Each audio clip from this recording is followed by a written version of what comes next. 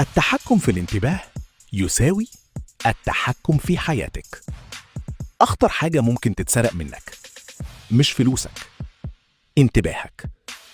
اللي يقدر يتحكم في انتباهك يقدر يتحكم في يومك.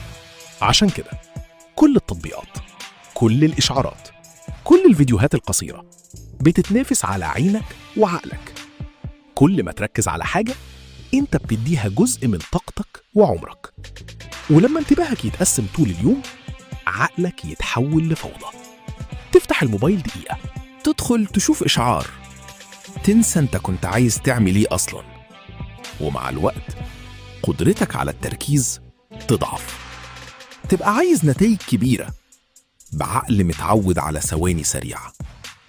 عشان كده الناس الناجحة مش مختلفة في الذكاء دايما، لكن مختلفة في قدرتها تحمي انتباهها.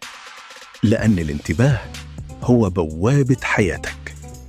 اللي يدخل عقلك كل يوم بيشكل شخصيتك، مزاجك وقراراتك.